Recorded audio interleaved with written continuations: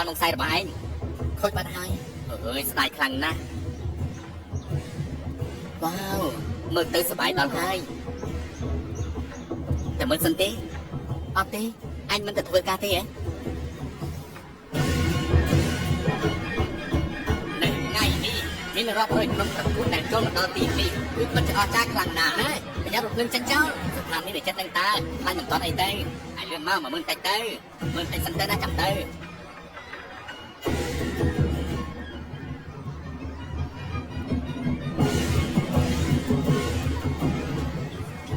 ទាំងអស់គ្នាសូមអបអរសាទរក្រុមដែលបានចូលរួមប្រកួតទាំងអស់គ្នា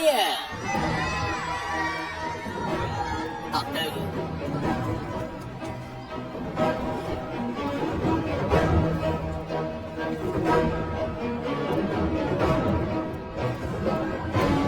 ប្រសើរណាស់ក្រុមទាំងអស់បានត្រៀមខ្លួនរួចរាល់ហើយដើម្បីប្រកួតសូមចាប់ផ្ដើមការប្រកួតជុំទី1ម៉ុងសាយនឹងលោះតាមសម្លេងស្គរលើសាយរៀនដោយសេរីគណៈវិនិច្ឆ័យគឺផ្អែកទៅលើការបញ្ចេញសមត្ថភាពរបស់ក្រុមរៀនរៀងខ្លួនក្រុមចាញ់ឬជាក្រុមចាញ់ពាក់កណ្ដាល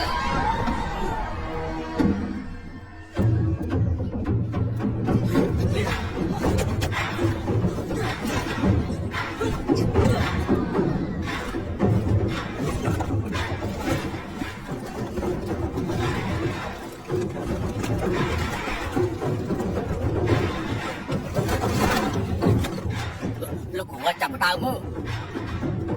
អេលោកគ្រូតើយ៉ាងម៉េចទៅហើយហ្នឹងអូយលោកគ្រូមិនទាន់ស្លាប់ពេលនេះទេយើងកំពុងរងចាំអីគេទៅលោកគ្រូគេចាប់តាមពី3នាទីនេះហើយគ្រូកំពុងរងចាំចៅក្រុមមកពីនិនមិនចង់លោកគ្រូលោកងអើយអ្នកប្រកួតច្រើនក្រុមណាស់បើចៅក្រុមមិនទាន់មកមើលផងខ្ជះខ្ជាកម្លាំងធ្វើស្អីត្រៀមទុកគ្រូឲ្យជាប់បន្តមករបស់គ្រូឡើងបាទ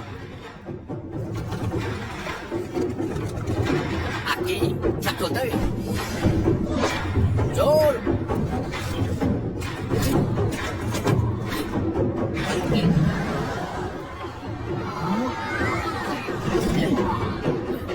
ក្រាបឡើងទៀតក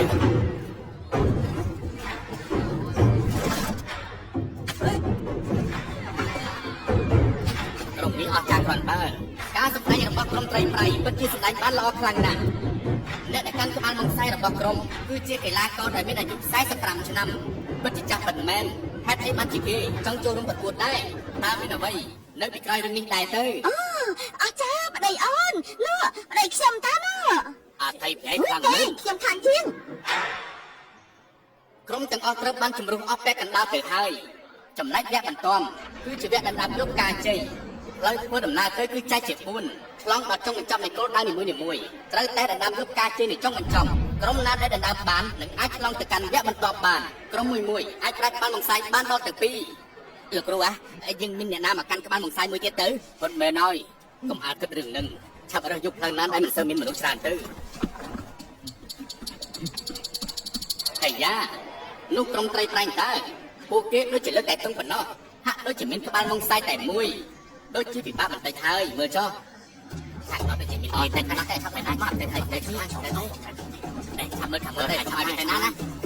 រៀននៅខាងមុខកុំឲ្យផ្លាស់ទីលោកគ្រូក្រែងយើងជ្រើសផ្លូវដែលមានមនុស្សតិចទេប៉ុន្តែឥឡូវបែរជាមានមនុស្សច្រើនទៅវិញលោកគ្រូខ្លាចស្អីតោះឆាប់បដូរផ្លូវទៅវិញទៅបាទណែពួកយើងបានឃើញអស់ហើយពួកអាក្រុមត្រីប្រៃនឹងមើលទៅខ្លាំងណាស់ក្បាលម៉ុងសាយពួកគេមានតែមួយទេពួកយើងសហការគ្នាខាងគេឲ្យចិត្តទៅត្រូវហើយពួកឯងលេងសាយពេកហើយមកលេងសាយទេ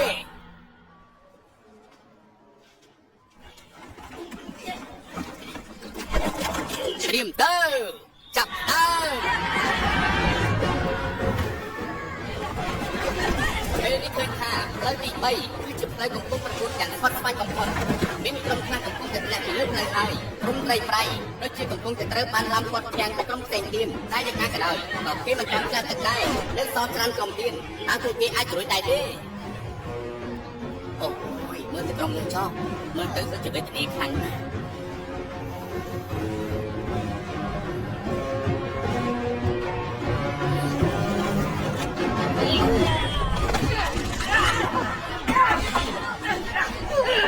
ល លោកគ្រូខ្ញុំត្រង់លេខបានហើយលោកគ្រូខ្ញុំនិយាយអញ្ចឹងឯងត្រូវតែរឹងមាំ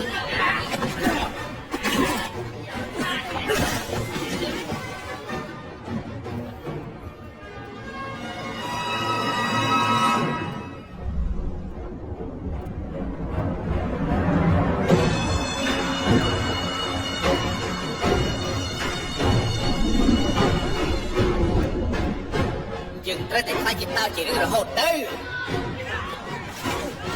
អើយលោកគ្រូគួរធ្វើអាម៉េចទៅបែរហើយលោកគ្រូតើមានវិធីអីផ្សេងទេបានឥឡូវនេះគ្រូនឹងមិនលាក់តទៅទៀតទេបាច់នេះគ្រូបានរក្សាទុកជាច្រើនឆ្នាំមកហើយទាំងលំបាកទាំងនឿយហត់មិនតែប៉ុណ្ណោះក្រៅពីបែកញើសច្រើនជាងអ្នកដទៃហើយវាធ្វើឲ្យក្បាច់នេះរឹតតែពិសេសតែអ្នកណាក៏មិនអាចមានស្រមោលជើងត្រីប្រាខ្ញុំគិតថាលោកគ្រូមានចេតនាចង់ឲ្យយើងនេះរៀនទុកដង្ហើមដើម្បីបង្កើនសមត្ថភាពសួរដែរមិនក៏មិនប្រាប់មុនលេងភ្លាមចឹងហ្មង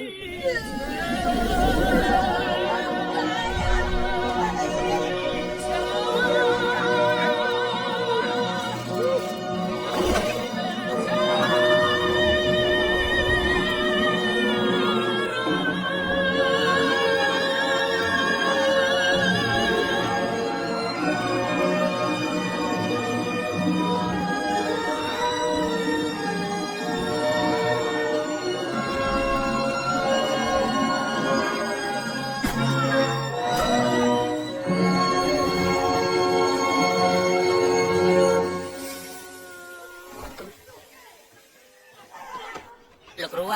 ពេលនេះខ្លាំងជាងលោកគ្រូអបប្រសិទ្ធភាពហើយសម្រាប់យកអាណាទៅដឹងថាវាយកថ្កល់មកតាមទៅ